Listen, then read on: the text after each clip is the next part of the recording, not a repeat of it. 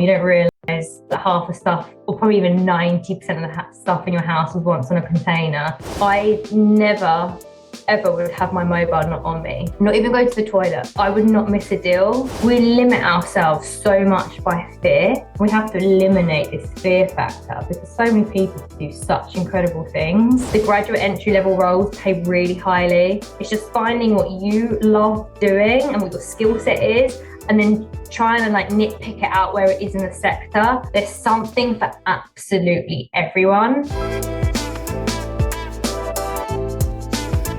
Do you mind just taking us all the way back, telling a bit about your upbringing and what influenced you growing up? Did you have any specific hobbies or interests at an early age? Yeah, okay. So growing up, I was the youngest of four. Both parents were fairly entrepreneurial, and my mum ran a coach business. So she had a lot of male staff working for her. So I think right from the beginning, I had a role model that showed me I could work in a male-dominated space without realizing it, right? This is what you're seeing. And I think I was youngest of four, gave me quite a lot of confidence with people, I would say. So seeing my mum in sort of a very senior position, running a company, male-dominated space, youngest of four. I've got two older brothers, so I was a bit of a tomboy. So quite a robust personality, if you want to call it that. And other than that, just a really normal childhood. I liked performing arts, drama, sports. And that was it basically. What was the mindset that going into university? Do you have a specific goal or a dream, or was it a bit about serendipitous and you just grabbed onto the subject you found an interest to? It's a little bit interesting, that one. So I always knew that I wanted to work in a corporate environment. I always had I don't want to say it's a naive appeal because I don't like to sort of have a materialistic mindset now, but I was very eager to earn a lot of money.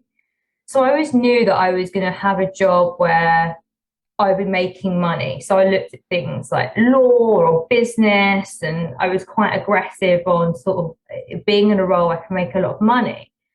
So I actually had a careers conversation at my school, and the guy said, well, if you're going to go into business, why don't you do something different that makes you stand out? And you're doing really well in your philosophy. So why don't you do philosophy? And it may give you edge in your interviews. And I actually just went for it because I love philosophy. And I thought, I think outside the box. And also the hours in lectures were quite low. It was about 4 hours a week. So when I was at university, I didn't have that many hours. In the second year, I set up a club night. And I saw a gap in the market, basically. A club night shut down to do renovation. And they played quite alternative music. So it was like hip hop, drum and bass, a bit grunge, like anything alternative and pop music. So I went down to a venue with a notepad and a bit of paper and a pen.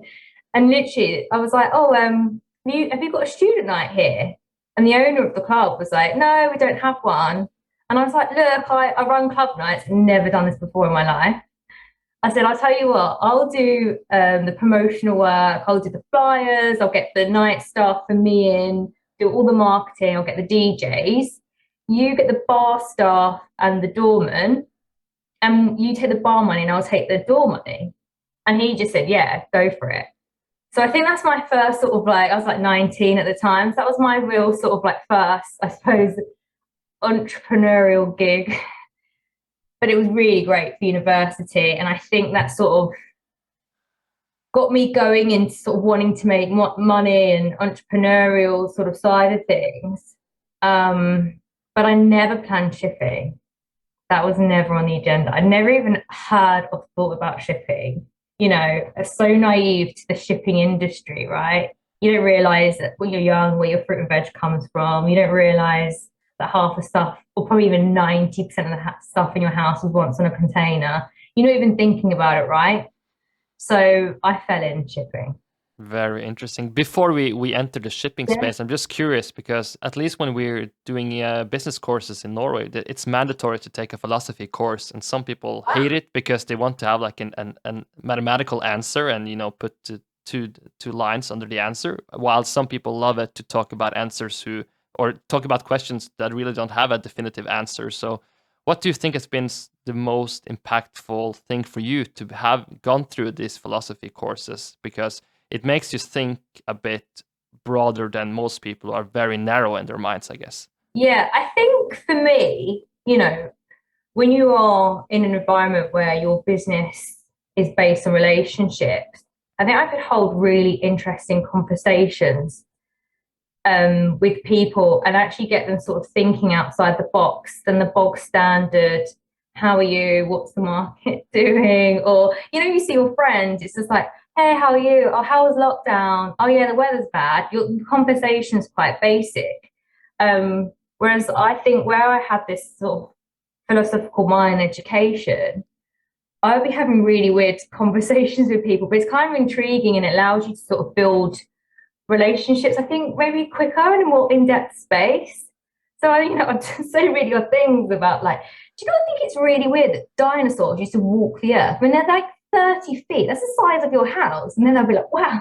I do think it gives you sort of a layer of complexity and added value when it comes to sort of like thought and seeing things from a different perspective and adding intrigue and depth to conversation and life, because there is, I even did a quick stick traveling with in-depth conversations we'd have like on a beach about life and what it's all about. And I think, I just think it makes you a bit more of an interesting person. And definitely like have a different perspective to others and just talking about daily life.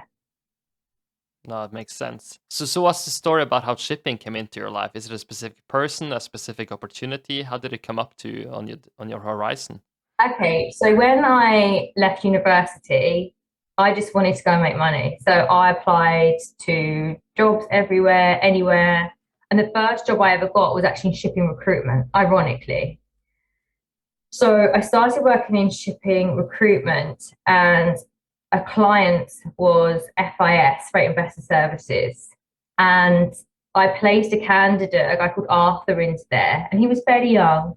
But he turned around to John B, obviously, famous John B, John Banaskovich, and said, look, I think you should get this girl while she's young. She'll make a better broker than me. I think you should have an interview with her. So then the next thing I know, I've got John B ring me up and he says, oh, do you want to come down for an interview? So I just said, okay, fine. I have no idea about shipping, broking, anything. And I go there and I walk into the floor and, the market then was just like quite alive and big shouty floor. And I was really like sort of fascinated. And then John Hamming and John B interviewed me. And they said, what do you know about shipping? And I said, well, not much. Like, this is a graduate position. And I said, okay, all right, okay. You have to be thick-skinned for this environment. I said, don't worry, I've got 2 older brothers. And this is genuinely how it went. So then they said, all right, well, what if one of the brokers is shouting at you and he tells you to off? This is, so we might have to edit that bit out, but hey. And I said, well, I'll tell you to off back. And they went, brilliant. How much money do you want? And I literally said an amount. They said, okay, fine, shook my hands, and that was it. And they said, literally start next week. And they said, you've got 3 weeks to get this, or you can go. So it was like an instant sort of high pressure, but it's definitely like the work ethic I got of the dry FFA team when I first started is just like, it was a whole new world for me. But I had such a fantastic team and desk that really nurtured me. But it was very like, you learn this or you don't. And there was another girl starting at the time, and they said, oh, we're going to put you in head to head to one another. First one to do a deal stays, the other one goes. Now that wasn't actually the case. It was just to sort of create a bit of like competition. And then I got an idea to go around all the desks and ask for their dead accounts. So like, who haven't you traded with in a year, 6 months? Who's dead in the water? And they were like, oh yeah, you can have him, because a lot of brokers don't like to give up their accounts. So like, oh yeah, have him, whatever. And then it's just me, this young girl, sort of ringing up saying about dinosaurs and 30 feet. No, I didn't, but just, hi, Zoe. And I gave them quite a lot of attention, where I suppose they hadn't had it because they weren't maybe doing a lot of size on the derivatives, or maybe like, I was on FIS, and still is on dry FFA, the number one market, the number one broker on that, and their market share was substantial. So I suppose maybe a lot of the smaller accounts maybe didn't feel they got the love and attention that they desired. Yeah, and I made an entire book out of dead accounts, and that was it. Basically, that was the start. That's super interesting. I think, given this environment you describe, what do you think? How does people normally react to this competitive environment? Because maybe some people love it and thrive from it, but some people say it's not for me, right? So how do people? What's the different experiences you feel people are getting in these highly competitive environments? I think it just depends on personality fit, because it is not for everyone. And I think particularly being a girl, if I hadn't had two older brothers and a mum maybe as a role model, and like the thick skin, being the youngest of four, you're kind of a bit rough and tumbled, and it's, yeah, I think maybe I would have had a totally different perspective on it. And I think a lot of people who want to go into the market want to make money, and they are a certain personality fit. So it's not for everyone. But it's fantastic. That's a really hard question to answer, because you're a certain character and person, so you can't really like say. But I would say I could imagine a lot of my friends, just for the shouting alone, um, you know, they probably would have run a mile. And you did get shouted at, because if you made a mistake, and they were fair to shout, right? Because you're a junior and you're learning, and you get the spread wrong, or you put up an offer and it's actually a bid, and then your bid gets sold, and then you're hung on a trade. You're going to get told off, but it's can be quite an intense telling off at times. But it's the way it is, and it's a fantastic market, and it's not for everyone, but it is a great space, and it was sort of love at first sight for me. What do you think the most typical mistakes new people do in that industry? I think it's hard to say for everyone, but I think it's obviously just understanding the markets, the language. So I'd be shouting mine, and they're like, Zoe, you mean yours? And I'm like, oh yeah, because that's actually like a big thing, right? You're, instead of like lifting an offer, you're selling a bid, and that can leave you in a tricky position if you get that wrong. So you've got to learn the language, you've got to understand the numbers. It can be incredibly quick and fast paced. And maybe I think it's changing quite a lot now. So when I started, you didn't have to do these exams, whereas now you do. So I think you had quite a lot of people who had the right skill set and personality fit to make a great broker, but maybe not the understanding of how the market works. So I think historically, you probably had quite a few maybe errors where it's just someone who's a bit of a novice and making silly mistakes. Whereas now they have to pass rules and regs. You have to do certain exams before you can be on the floor working in derivatives. So I think maybe that would alleviate, some of the errors. But I think that's probably just typically just learning a trade, right? Anytime you learn a trade, you're an apprentice. And sometimes you just have to learn the hard way, and it's straight out on the floor. And then you sort of get to the ropes of it, and the language becomes second nature, and the numbers become second nature. And it took me ages to work out how to do a spread, like a long time. I used to get shouted at quite a bit for that. But then you get it, and it becomes second nature, and the language becomes second nature, and then it's okay. But yeah, I think that's just how it is. I mean, shipping is famously known for being a 24/7 industry where always things are happening, because shipping is a global industry, and especially Yeah. commodities as well. So just for people who aren't necessarily in the shipping industry, can you just give them a glimpse on sort of the hours required and sort of the hours you sort of basically have to work, because things are always happening all the time? Because maybe people who haven't been in the industry can't really fathom that you have to put in so many hours to be on top of things all the time. Yeah. And it's not just the hours, it's the pace of response. I often joke in shipping, once a decision is made, they want it done yesterday.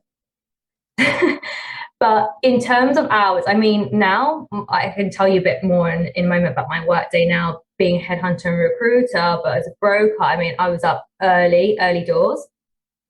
Then I went into the office, I was always on the desk for 7:30. If you were late 1 minute past 8, you had to buy everyone breakfast. If you were late past 9, it was everyone lunch. So you quickly got very, very punctual, and you were not late. And then you're sort of very glued to your desk. And for physical shipbroking, that's different. They work in a slightly different way, but for derivatives, it's very screen-based. So I would be at my desk all the time, working till late. And then if you've got a client in town, you obviously need to see your clients. Then you see clients going out all evening. That can end up being very, very late. Always being available on your mobile. I never, ever would have my mobile not on me. Not even go to the toilet. Like, I would not miss a deal. And like, originally it was like Yahoo Messenger we used to have with a BlackBerry, and you get the little red flicking light to get an indication that you've got a message on your Yahoo. Like, you would never miss that. I never took my eyes off it. And now it's WhatsApp. So yeah, really 24/7. Sometimes as well, you've got all the different markets. So Asia starts really early. So if you've got any clients in Asia, you're like up crack of dawn. If you're based there or not, your business is in Asia, you're up early. Then you've got European hours. And then obviously you go into the States, right? So sometimes you can be working 3 markets and you've got clients across the board, which sometimes you would do. And it's long hours, but I can't explain that when you're having a good day on the desk as a broker, well, it doesn't really feel like work. It's kind of a high and a buzz, and you're sort of enjoying yourself. The desk environment is often quite, it's good banter, it's a good environment, it's a good vibe, because you kind of feel like you're in a kind of a fun space. So it doesn't feel like too, like pressing, I'm sitting here all day. And the markets aren't busy 24, so you need to be available 24/7, and you need to be alert and on your phone 24/7, but the markets aren't always busy. So in those periods where it's quiet, you kind of just have a really good time in the office.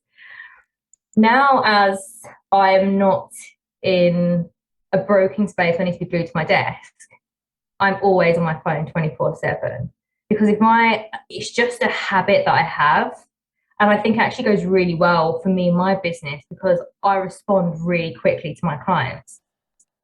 So if someone messages me sort of, Zoe, can we meet up next week? We're looking to hire 3 charterers. I'm like, oh, yeah, when we in, yep. And then there's a diary invite. It's very quick. And that's just like through habits, I suppose, and just expectations of the market.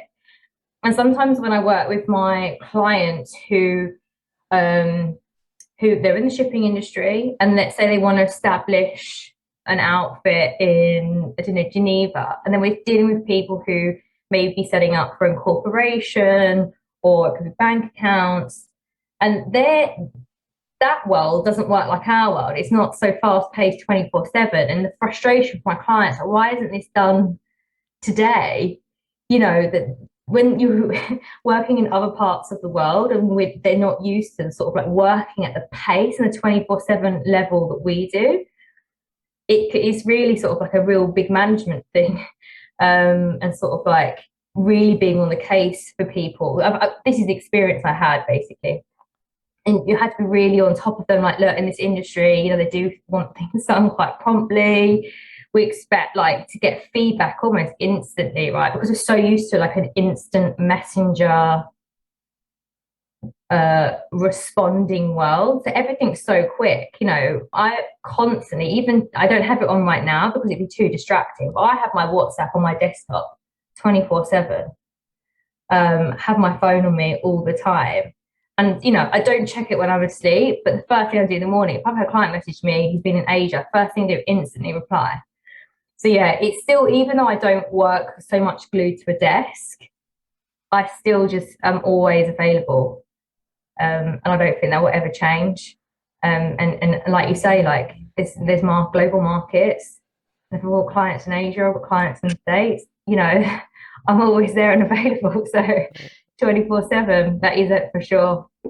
It's a great summary, and I think it's a superpower to having the ability to get things done fast. But I also think I think you also touched upon this in your LinkedIn post, that there is a balance in terms of the life balance, work-life balance, basically. So I'm just curious, how normal do you think that people entering the shipping industry, working super long hours, how typical is it that at some point, like, the body says that, okay, fatigue and burnout can happen? Do you think that's a typical thing for people who are in these environments? Or do you think, like, most people who excel also think this is the most fun job they will have, so they will be able to absorb all those hours?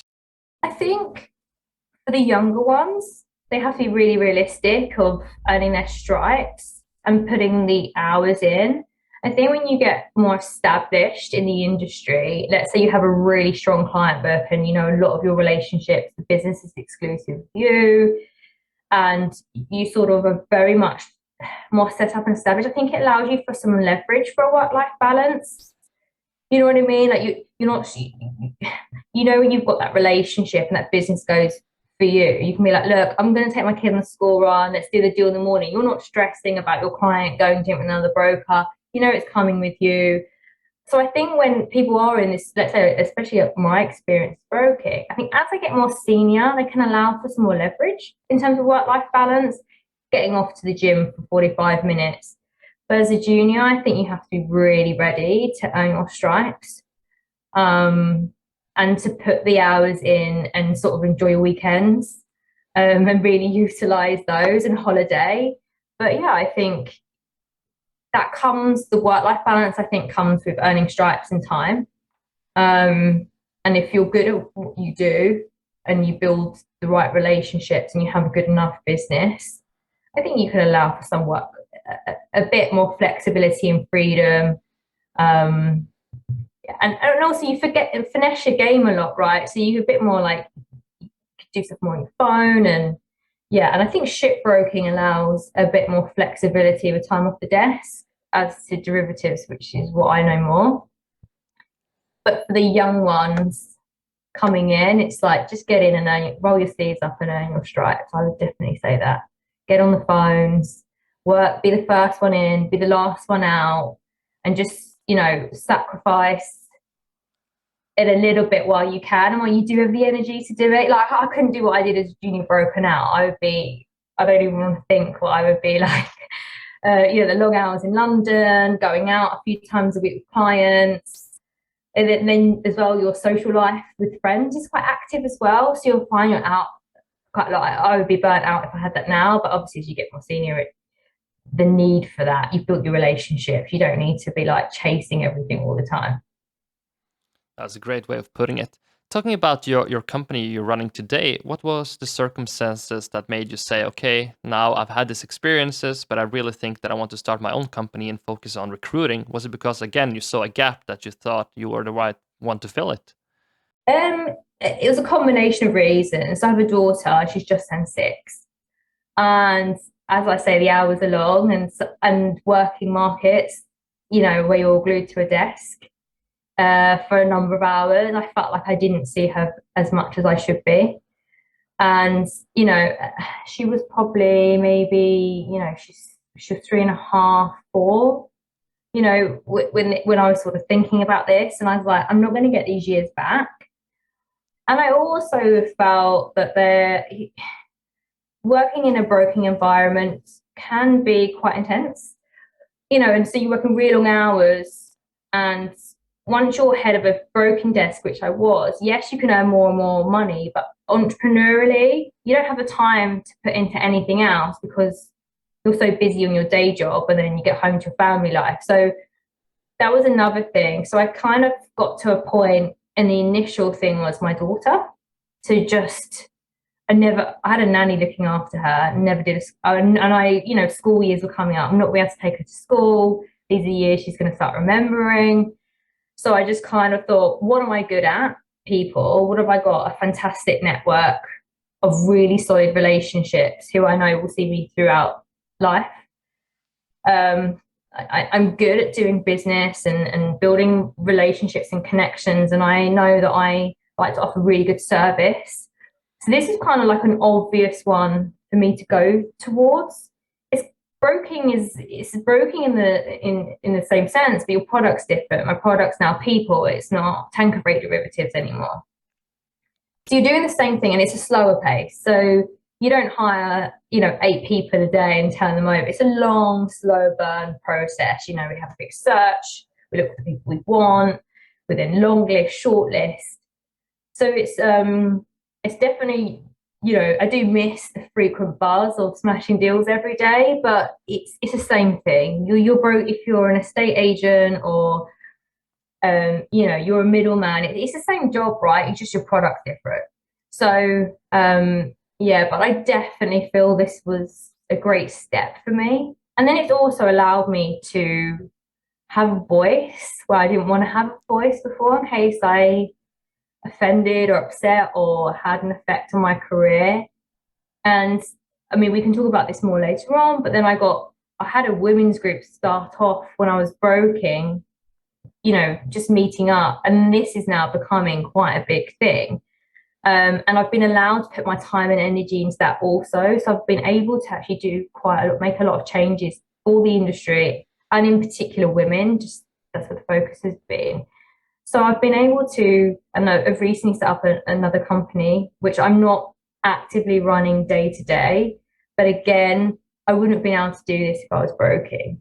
So it's really freed up sort of my time, and I'm now allowed to express myself entrepreneurially and adding value to the industry in a different way.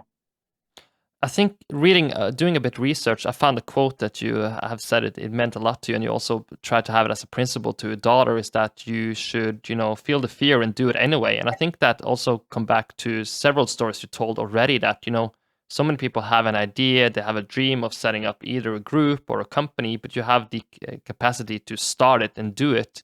How important has it been to have that, mindset, to be that, okay, let's start and see what's happened. I'm not only going to think about initiatives, I'm actually going to put it out there.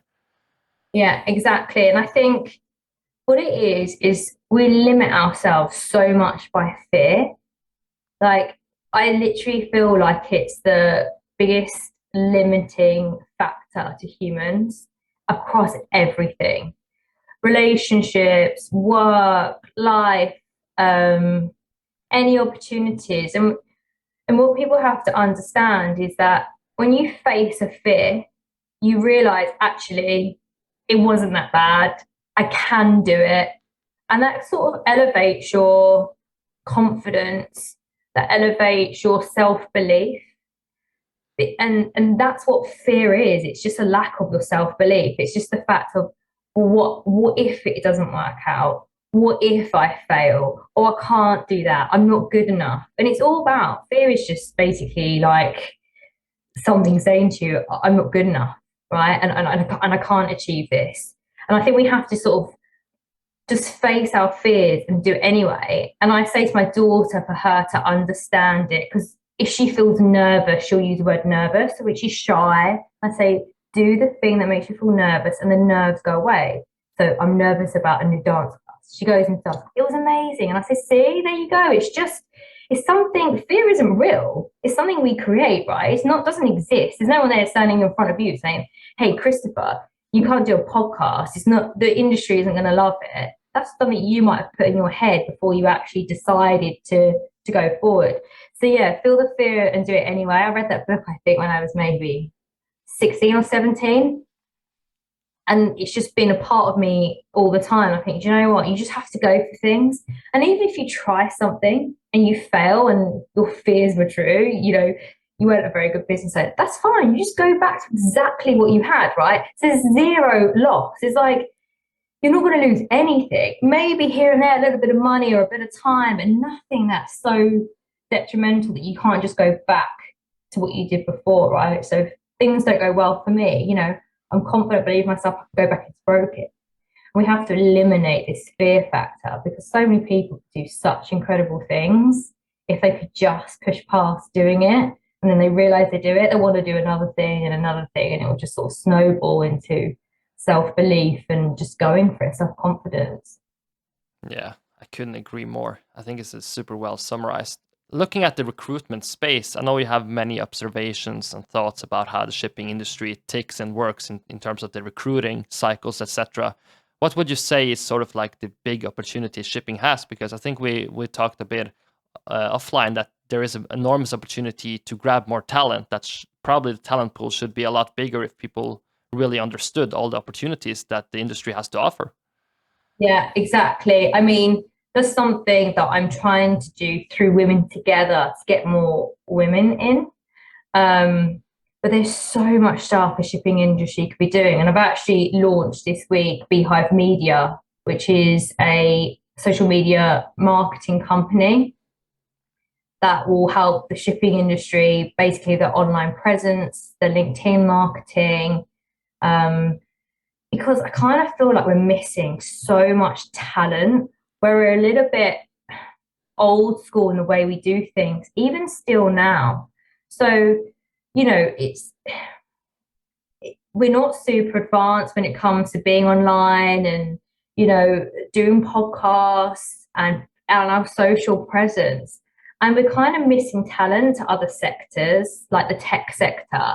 Fantastic kids are coming through, right? And they're like, right, what am I going to do with my life? Well, no one's talking about shipping. I actually have got a lot of companies who are coming to me and they're really struggling to get decent graduates. And that's something I'm a bit like, why do you, like, surely everyone, like, a graduate role, like, it's an open book, right? So many people can apply for this position. Why are you struggling? You know, like, for me, that was quite a bit of an odd thing. I was like, why are they struggling? Why are people coming to me for graduate roles? Like, normally I have people who are wanting to set up a tanker desk in Houston, and it requires so much discretion and hard work and negotiating, or they've got a really specific role or someone incredibly senior that's a hard to fill position, or they want to do multiple hire, which is, you know, it's quite tedious and time consuming. So when it's coming to me for graduates, I'm like, what's going on? They're like, we're just struggling to get talent. And I think the world is changing. You're looking at the kids coming through now, and they're on their phones 24/7, like we're saying, but they're on their social media, right? And a lot of graduates will go on to LinkedIn. But I think we're not in schools like we should be. We're not in the universities like we should be. Whereas, like, the banks are. The banks have businesses who go there, who offer pilot systems, offering trading simulation, where they can get the stats and see who looks really promising and then get them on to do an internship. Shipping sort of, you know, being very reliant on, you know, my uncle's in shipping. And then, and we can talk about this, you know, maybe if we want to talking about maybe diversity and stuff like that. But we want to get different backgrounds and demographics into the sector as well. You got to think where the insight's coming from. So if I'm in shipping and I'm talking to my friends, that's one thing. But the majority of shipping is white middle-aged men, and their immediate circle might be their friends' nephews or their sons. So we're not spreading the message. And the other industries are, they're like, even like construction, pharmaceuticals, like they are out on their social media, they're out on their LinkedIn. The companies look like amazing places to work for, like Google, like all these, you know, opportunities, cool office environments, like great, you know, wonderful maternity packages. It's really appealing. And shipping, like, it's not moved forward. You know what I mean? And through Women Together, we're actually hoping next year to be going out to all the universities. So that will, and that's not just to get women, but that is just literally to go out to universities. And we're hoping to pull through so much talent through that group. And then also, if companies want to sort of improve themselves with their online presence, that's something they need to be doing. And we can, I mean, I offer that through Beehive Media, but I don't run the day-to-day of that. That's just a company where, again, I've seen a gap where I think the shipping industry is slacking and moving, not moving backwards, but just being stagnant at where they are, and not moving forward. And therefore, we're not being available to this, wonderful talent. It's still quite like referrals, recommendations. And the amazing thing is, if you're quite a smart, intelligent person and you get into shipping, you can sort of progress a lot further than you would if you went to sort of like the investment banking route or the hedge fund route. But people just aren't aware of it. And it's weird because shipping's so important to the world and how we function, right? It's like one of the biggest industries, and you think we should be leading the way. We should be leading like the top talent. We should be leading and pushing forward with this, but we are miles behind. Given that you taken so much time looking at this diversity piece, how would you best summarize it? Because I mean, you recruit for companies, you see a lot of people switching careers in the shipping industry, etc. So how massive is the opportunity? And is it a case of that you just need to find the people and they would love shipping, or do shipping need to change something, their policies, their culture, to attract those people? Where on the equation is sort of the opportunity here? Both. Um, both in a big way. If you want to talk firstly about maybe if a company wants to change, so we can do a lot of drive to get people to come in, right? We can do that. We can get more active on our social media. We can get into universities. We can use recruiters like myself. I can give you an example of a company who's like, I did their graduate scheme and they had really fantastic numbers, like for women coming through. There's all these things we can do because a lot of people have this conversation that, oh, we want to be strong and diverse. Let's make a change. It's like, okay, great, we want to hire. So then we've got to try and sell to everyone to come in, right? And then okay, that's great. We can then hire the talent, but then we're going to look at the company space, and there is a lot of changes that need to be made, I think, within company culture, to be more inclusive. That is for sure. That is something I think we could do an entire podcast on. If you said to me, what are the changes to be made in the industry to be more sort of inclusive and diverse, I could do a whole podcast. I mean, Christopher, put it this way, I've not met a woman today that doesn't have a story to tell me where like my whole career, there's never anything unfair. I was always like just promoted and treated fairly, and the facilities were amazing, and my maternity was one. Every woman has a story where she's basically felt like she's not being treated okay. And it's not every shop, it's not every desk, but they all have one. So yeah, there's a lot of changes for sure. I would say I reckon we could probably do a really good drive to get the talent in, but then also we need to have bigger selling points. And then once we're there, it's also maintaining staff and keeping them happy and making sure everyone can have a voice. So going into next year, I'm actually looking for someone to come and to be running Women Together, because that just was a small group that started, like a few women having drinks together, and we wanted to do it more often, and it was a really organic growth. But now I actually see that through the companies that I have, we can actually facilitate change. So Women Together, once we hire, we are going to work on building a survey and almost like a qualifications checklist that we can go into a company where we can implement, like we can suggest procedures that would make their business more inclusive and diverse. So, because a lot of people do come to me and they say, well, how can we do it? Right, we want to, but how do we do it? And actually, that's something that needs quite a lot of work to sort of get the understanding and to understand each individual company, and what the values and the people and what everyone's saying. Because ultimately, for a company to be inclusive, everyone needs to feel they could they can be heard and they can speak and use their voice, right? So that's something Women Together would like to do, and we're going to be working on to help companies make these changes, because ultimately, if you can make these changes and you can get such phenomenal talent, it's proven that when women are in sort of senior positions, companies do, they do so well. Their numbers goes up, their revenues goes up. And yeah, that is something that could be a whole podcast of you and me talking about changes to be made. But that's definitely something that there's a lot of room to change.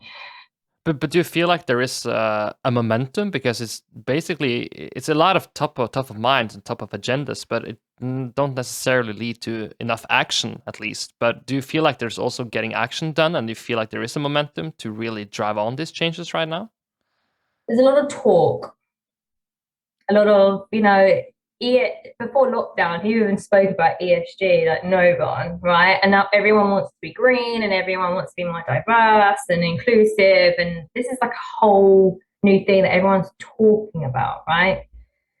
But at the moment, there's nothing to say like, we had IMO 2020, you had to reduce your sulfur. Now carbon emissions are coming into the shipping industry, right? So 2025, these are things that, you're not just doing voluntary, you're having to actually execute and do your carbon emissions, right? So there's no one saying like you have to do this by a certain deadline, right? You don't have to have more women on the floor. It's something we would like. I've never ever spoken to anyone in the industry, and no one said to me, "Oh, we don't want more women." It's not, everyone's open to it, but actually facilitating the change, it's quite a lot of work that needs to be done, and you have to be so proactive.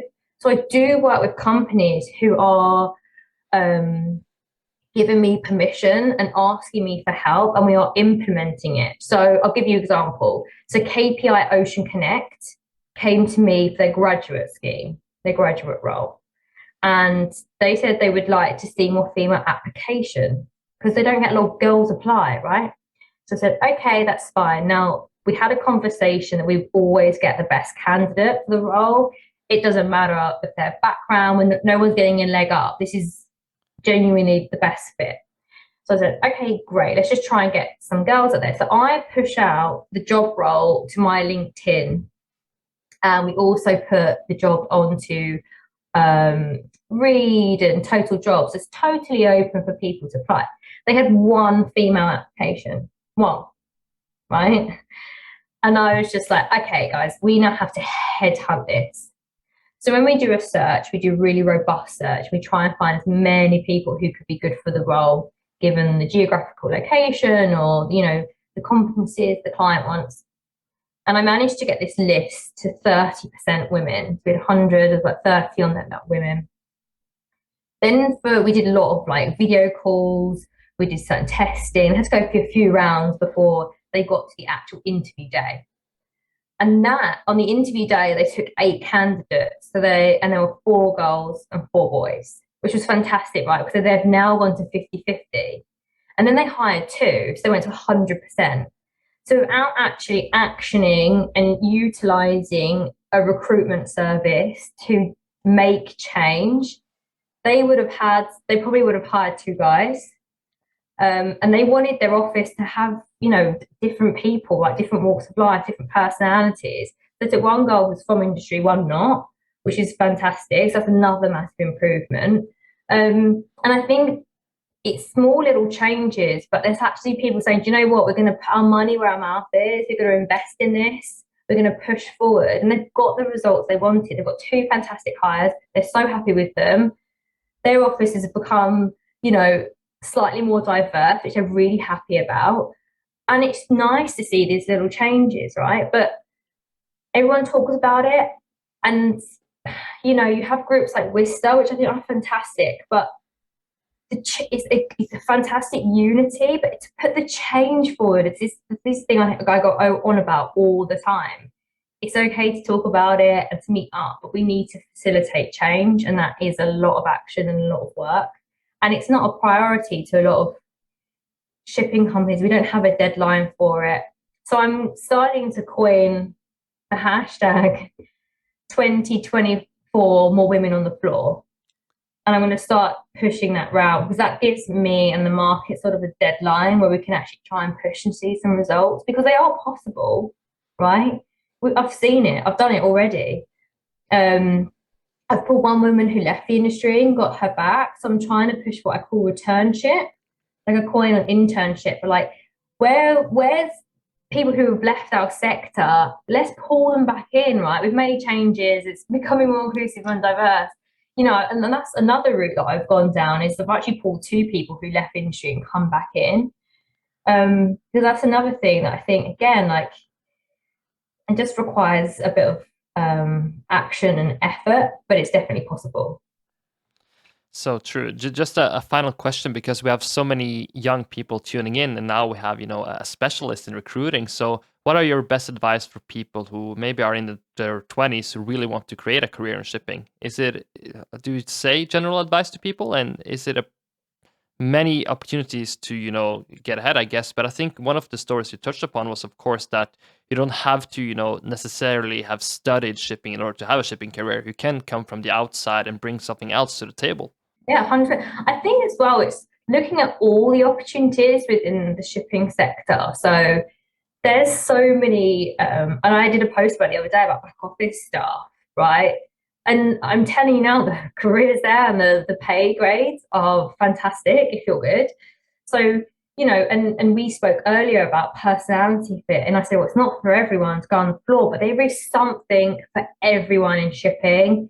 Everyone. If you're really good at HR and human resources, and there are fantastic opportunities, especially in the big broking houses, like where they've got like thousands of staff members, that could be a really fantastic opportunity. Compliance is increasing in shipping all the time, right? It's getting, particularly in the derivatives, and I think we're going to see it coming into sort of a lot of the physical side of things, but compliance is getting, sharper by the minute. So if you're interested in more of that side of things, then you have operations where you may feel that you like the excitement of being on the broking floor, but you don't actually want the pressure, or you don't feel that you would make a great broker.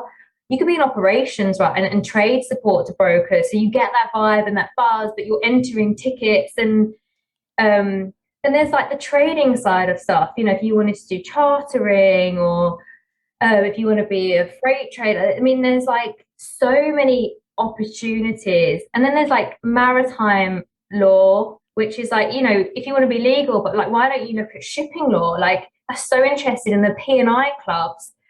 And I mean, I could go on and on. You've got all the trading houses, you've got working for the actual ship owners themselves. And then with all these companies, if you're working for the physical shipbrokers, that's operations, but slightly different version of operations too would be on the derivative side of things.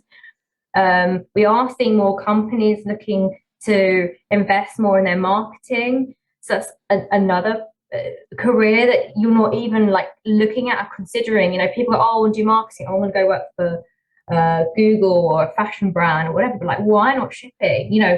It's something where there's something for absolutely everyone.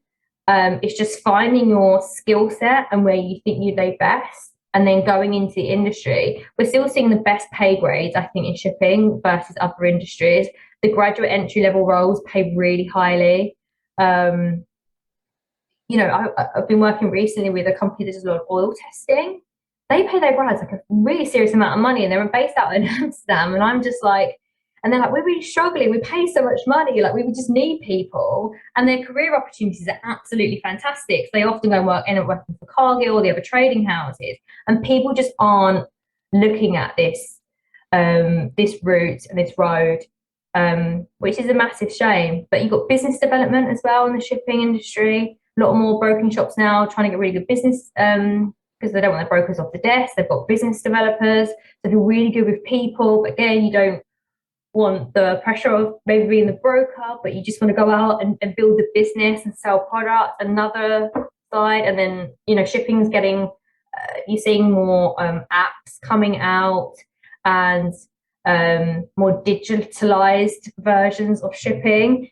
Again, so if you're in the digital space, like you could probably be like a really like you could be a groundbreaker in that sector because it's so behind the other industries. If you're really tech based and then you go into shipping, you could really like advance.